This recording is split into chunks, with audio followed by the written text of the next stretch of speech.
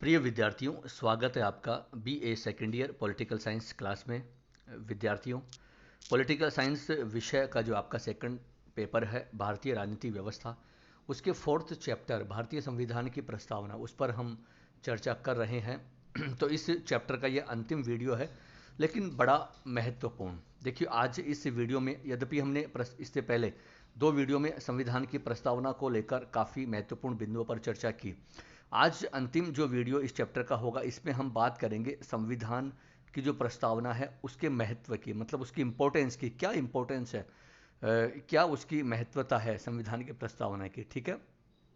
उसके बाद विद्यार्थियों, हम एक बड़े महत्वपूर्ण प्रश्न पर चर्चा करेंगे और उस प्रश्न का आंसर ढूंढने का प्रयास करेंगे। कई बार ये पूछ लिया जाता है, इंटरव्यू में पूछ लिया जाता है, और वैसे भी आपके भी ये परीक्षा में आ सकता है कि क्या जो संविधान की प्रस्तावना है वो संविधान का भाग है या नहीं है।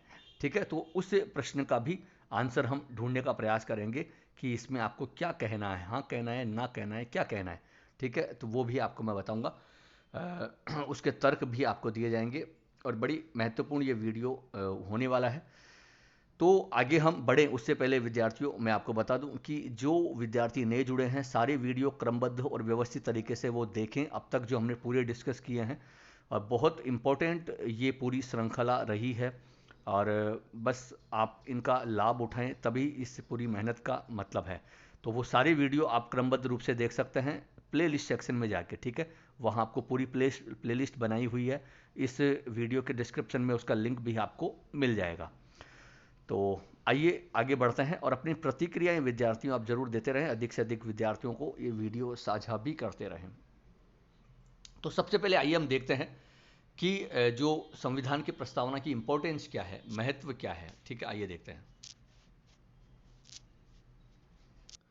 तो विद्यार्थियों, आप सामने देख पा रहे हैं कि ये कुछ पॉइंट हैं, इनके माध्यम से हम संविधान की प्रस्तावना के महत्व को बता सकते हैं, और अंत में कुछ विचारकों की जो परिभाषाएं, बातें भी हैं कि वो किस तरीके से उन्होंने संविधान की प्रस्तावना के महत्व को अपने शब्दों में कहा है।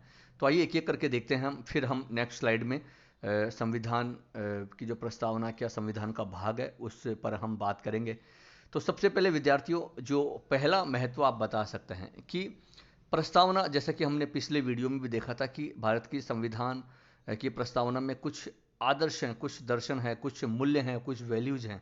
ठीक है। तो पहला महत्व यही है कि जो भारतीय संविधान की प्रस्तावना है उसमें कुछ ऐसे आधारभूत जो दर्शन, आदर्श, मूल्य, वैल्यूज, उनका उल्लेख किया गया। तो मतलब हमें संविधान की प्रस्तावना से हमें उन आदर्शों का पता लगता है, उन मूल्यों का पता लगता है कि वे आधारभूत बातें कौन सी है, वे आधारभूत आदर्श कौन से हैं, कौन से दर्शन हैं, कौन से मूल्य हैं, कि जिन पर हमारे पूरे संविधान रूपी जो भवन है वो टिका हुआ है। तो पहला महत्व तो ये है। ठीक है। जो हमने देखा है कि किस प्रकार भारत एक लोकतंत्र है, गणतंत्र है, सामाजिक, आर्थिक, राजनीतिक न्याय है, समाजवाद है, जो जनता संविधान का मूल स्रोत है, ये सब आदर्श हैं। ठीक है। तो ये हमारी जो पहला महत्व तो इसका ये है, वो संविधान की प्रस्तावना हमें बताती है। दूसरा, संविधान की जो प्रस्तावना है वो हमारी जो संविधान सभा थी, जिन्होंने संविधान का निर्माण किया, ठीक है, उनकी सोच क्या थी। संविधान सभा के जो किन आदर्शों को लेकर उन्होंने संविधान बनाया था, वो सोच, वो आदर्श, वो मूल्य इसमें द्रष्टव्य होते हैं, दृष्टिगत होते हैं। संविधान की प्रस्तावना से हमें जो संविधान सभा की जो भावना है, उनकी जो उद्देश्य थे संविधान बनाते समय, वो हमें इससे पता लगते हैं। ठीक है। तीसरा, संविधान की जो प्रस्तावना है वो संविधान की जो नींव रखने वाले थे, जिन्होंने संविधान को बनाया, उनकी नींव रखी, मतलब उनकी जो सपने क्या थे, उनकी अभिलाषाएं क्या थी, वो कैसा भारत देखना चाहते थे, वो कैसा भारत बनाना चाहते थे, वो हमें इससे पता लगता है। वो चाहते थे भारत एक सशक्त लोकतंत्र हो, भारत में सामाजिक, आर्थिक, राजनीतिक न्याय हो, अंतिम शक्ति जनता के पास हो, मतलब समानता हो, विचार अभिव्यक्ति, धर्म की स्वतंत्रता हो, पंथ निरपेक्षता हो।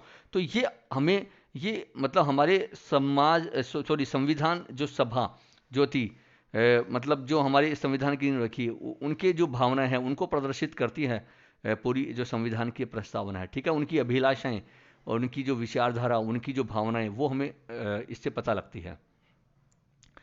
नेक्स्ट जो चौथा पॉइंट आप देख पा रहे हैं कि इस प्रस्तावना का महत्व एक उस रूप में भी है, अगर संविधान में कहीं किसी आर्टिकल में, किसी प्रावधान में कहीं टेक्निकल प्रॉब्लम आए, कहीं समझने में कोई दिक्कत आए, उस जो आर्टिकल की भावना क्या है, उस प्रावधान का मूल उद्देश्य क्या है, अगर उसको समझना हो तो हमें उस प्रस्तावना से उसको समझ सकते हैं। इसको लेकर जो न्यायालय ने भी इसको लेकर निर्णय दिया है। तो उसमें कि ये एक संविधान का ज्वलंत हिस्सा है, मतलब ये उन्होंने माना है कि अगर कहीं ऐसी बात हो तो संविधान की प्रस्तावना से वो समझा जा सकता है उन प्रावधानों को। तो उस दृष्टि से महत्व है, ठीक है। तो ये कुछ महत्व, कुछ विचारकों को आप देख पा रहे हैं कि जैसे अल्लादी कृष्णा स्वामी अय्यर, बहुत संविधान जो सभा के महत्वपूर्ण मेंबर थे ये, और आपको पता है प्रारूप समिति के सदस्य भी थे। तो इन्होंने क्या कहा था कि इन्होंने कहा था कि संविधान की प्रस्तावना वो हमारे दीर्घकालिक सपनों का विचार है। मतलब दीर्घकालिक सपने, मतलब आने वाले जो समय में उन्होंने जो सपने संजोए थे भारत के लिए कि कैसा भारत हो, तो वो उस रूप में उन्होंने इस संविधान की प्रस्तावना को, उन्होंने उसके महत्व को बताया है, ठीक है। के एम मुंशी, काफ़ी महत्वपूर्ण मेंबर, ये भी प्रारूप समिति के जो ये सदस्य भी थे। तो उन्होंने क्या कहा कि जो संविधान की जो प्रस्तावना है वो हमारे संप्रभु और लोकतांत्रिक जो गणराज्य है, ठीक है, उसका भविष्य फल है, ठीक है। मतलब उसका भविष्य बताती है कि हमारा जो भारत है वो कैसा होगा, भावी जो भारत है वो कैसा होगा। उन्होंने उस समय ये बात कह दी थी कि कैसा एक संप्रभु संपन्न लोकतंत्रात्मक गणराज्य होगा, वो कैसा होगा। तो वो उसका भविष्य फल पूरी, जिस प्रकार किसी भी व्यक्ति की जन्म पत्री उसके आने वाले भविष्य को बता देती है, उसी प्रकार ये संविधान की प्रस्तावना है वो भारत के भविष्य फल के रूप में उन्होंने, के मुंशी ने उसको परिभाषित किया। ठाकुर दास भार्गव, ठीक है, उन्होंने क्या कहा कि जो संविधान की प्रस्तावना है वो संविधान का सबसे सम्मानित भाग है और ये संविधान की आत्मा है, ठीक है। सबसे सम्मानित भाग कहा उन्होंने, ठाकुरदास भार्गव ने प्रस्तावना को। अर्नेस्ट बारकर, बहुत महत्वपूर्ण ये विचारक, उन्होंने इसको भारत की संविधान की प्रस्तावना को कुंजी नोट कहा है, ठीक है, एक चाबी कहा है, ठीक है। संविधान की, मतलब संविधान की चाबी है, कुंजी नोट है। तो उन्होंने इस रूप में, देखिए प्रश्न परीक्षा में पूछे जाते हैं, कई बार कंपटीशन एग्जाम में पूछा जाता है। तो यहां पर मैंने उन सब बातों को समाहित करने का प्रयास किया है, ठीक है। तो इस सारी बातों से, पूरी स्लाइड से विद्यार्थियों आपको समझ में आ गया होगा। अगर आपसे संविधान की प्रस्तावना की इंपॉर्टेंस पूछी जाए, उसकी महत्वता पूछी जाए, तो आप इस रूप में आराम से, अगर प्रश्न आता है किसी भी तरीके से तो आप बता सकते हैं। अगर इनमें से एक एक नंबर, दो दो नंबर से छोटे छोटे क्वेश्चन पूछ लिए जाएं, हो सकता है कई बार विचारक का नाम देकर भी पूछा जा सकता है कि उन्होंने प्रस्तावना के बारे में क्या कहा, ठीक है। तो ये आप बता सकते हैं। तो ये तो हुआ संविधान की जो हमारी प्रस्तावना का जो महत्व है, इंपॉर्टेंस है वो। तो आशा है आपके समझ में आ गया होगा। अब नेक्स्ट जो इंपॉर्टेंट जो बात है उस पर हम चर्चा करते हैं कि क्या संविधान की जो प्रस्तावना है वो संविधान का भाग है। आप इस स्लाइड में देख पा रहे हैं विद्यार्थियों, सबसे पहले तो यहाँ थोड़ी सी टेक्निकल प्रॉब्लम ये हो गई। अब कम से कम इसको मैं सही नहीं कर पाऊँगा रिकॉर्डिंग करते समय, तो ये फिर भी आपको समझ में आ रही होगी। थोड़ी सी स्लाइड टेढ़ी हुई है। तो देखिए, जो मूल प्रश्न हमारे सामने है कि क्या प्रस्तावना संविधान का भाग है। तो यहाँ पर देखिए दो बातें आपको ध्यान महत्वपूर्ण रूप से रखनी होगी। संविधान के प्रस्तावना के भाग को लेकर अलग अलग मत रहे हैं, लेकिन 1973 से पहले इसको लेकर कुछ अलग मत, और 1973 और उसके बाद इसको लेकर अलग मत, ये दो मत आपको यहाँ दिख भी रहे हैं। तो पहले हम बात करते हैं कि जो शुरुआत में, मतलब 1973 से पहले संविधान की जो प्रस्तावना क्या संविधान का भाग है, उसको लेकर क्या मत दिए गए थे वो आप देख पा रहे हैं। तो जैसा कि आप देख पा रहे हैं कि 1973 से पहले जो परंपरागत, मतलब पुराना मत, पहला मत ये था कि संविधान की जो प्रस्तावना है वो संविधान का भाग नहीं है। और वो इस रूप में, इसके लिए तर्क भी दिया जाता था कि अगर मान लीजिए प्रस्तावना को हटा भी दिया जाए तो संविधान पर कोई इफेक्ट नहीं पड़ेगा, कोई मतलब उस संविधान जो कि तो बना रहेगा, ठीक है। इसको अगर विलोपित भी कर दिया जाए तो संविधान की जो विशेष स्थिति में कोई फर्क नहीं पड़ेगा, वो एज इट इज रहेगा।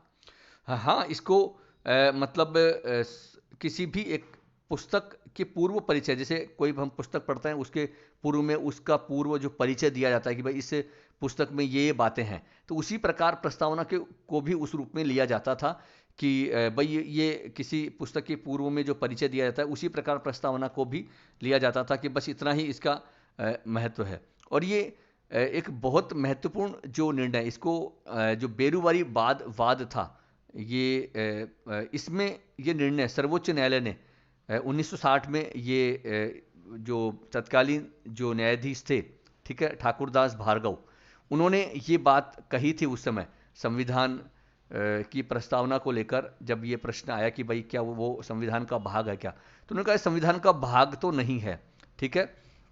और ये क्योंकि ये वाद आपके लिए बड़ा जरूरी है ध्यान रखना, तो 1960 में जो बेरुवारी वाद था, ठीक है ना, तो बेरुवारी बनाम जो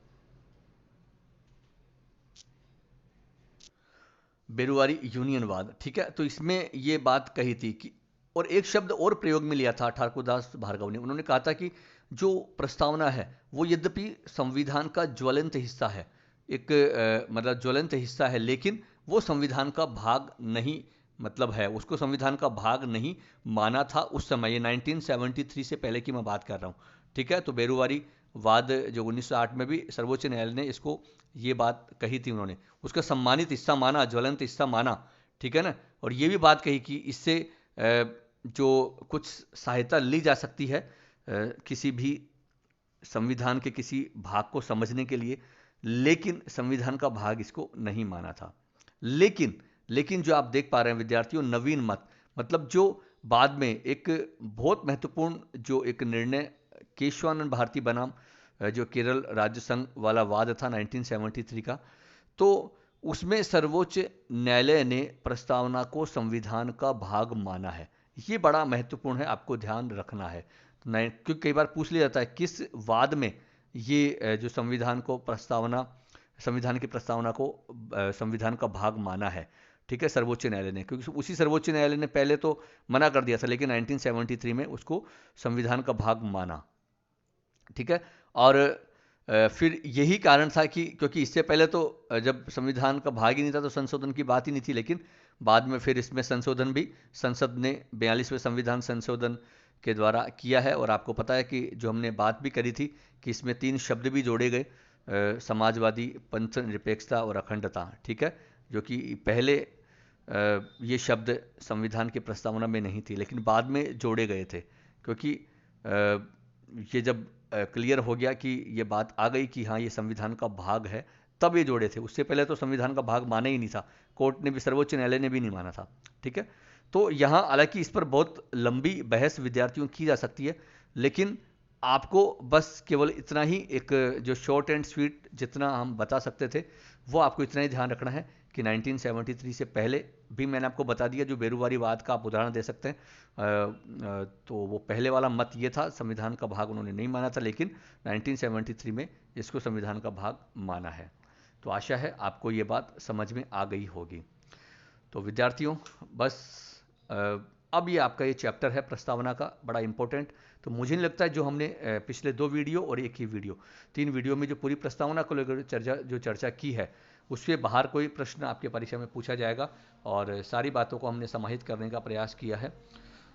तो आशा है आपने वो पिछले वीडियो भी देखे होंगे, और नहीं देखें तो आप जाके प्लेलिस्ट में जाके देख सकते हैं, क्रमबद्ध रूप से आपको वीडियो मिल जाएंगे। और अंत में बस आपसे यही अपील कि आप अधिक से अधिक छात्र छात्राओं को इन वीडियोस को साझा भी करते रहें, आप भी लाभ उठाएं, अन्यों को भी लाभ उठाने का मौका दें, और अपनी प्रतिक्रियाएं देते रहें, और घर पे रहते हुए अपनी तैयारी करते रहें। तो बस आज के लिए इतना ही। बहुत बहुत धन्यवाद।